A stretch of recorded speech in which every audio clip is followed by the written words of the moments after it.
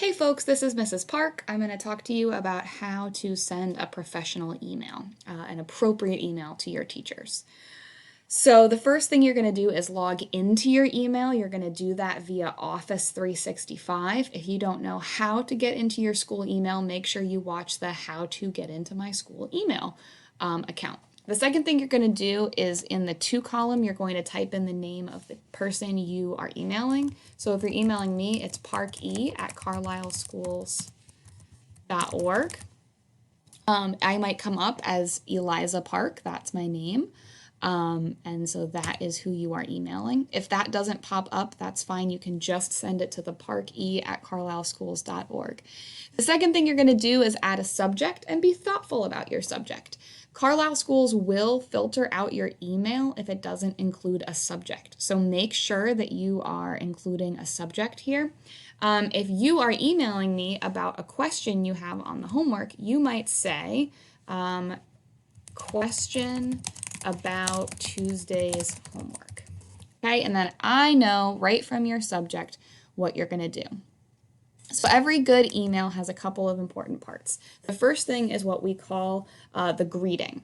So you might say, "Dear Mrs. Park, comma, you've greeted me." Okay, then you enter down, "I hope you are having a good day." You want to start with some kind of nice salutation, something that kind of introduces yourself and sets it up. This is, I don't know, Mary Smith from your first period English class. So now you've introduced yourself. I know who you are. I'm situated. I'm ready to go. Then you can get to your question. "I'm not sure how to complete the questions on tonight's homework. The link doesn't seem to be working correctly. When I click it, it just sends me to a page that says, please refresh or reload. Can you offer any advice as to how to fix this issue?" Okay, you've explained the problem. You've told me exactly what is going on. Sometimes you might want to include a screenshot if you're getting a weird error message or something like that. And then you've asked me your specific question. This is the thing you want from me. "I really appreciate your help!" Exclamation point. Something to kind of establish that you're grateful, that your teacher is going to reply, and then "Sincerely, Mary Smith." Okay, make sure you include all of these pieces, and then you can hit send, and it'll send right off to me.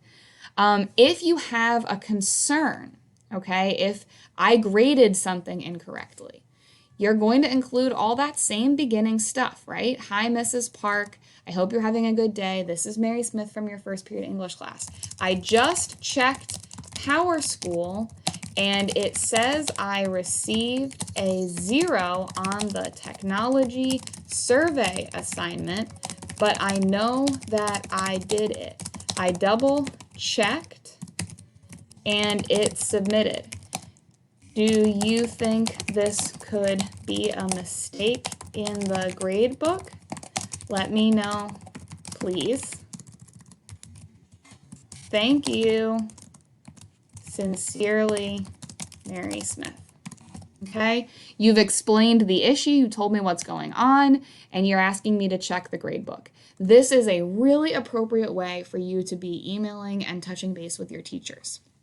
If you have multiple questions, you can include them in one email and bullet them out. There's a little bullet feature down here where you can add bullets or number them. That's always going to be better than sending 5 or 6 emails over the course of 1 hour. All of this will help you to stay in touch and communication with your teachers throughout this year. Enjoy!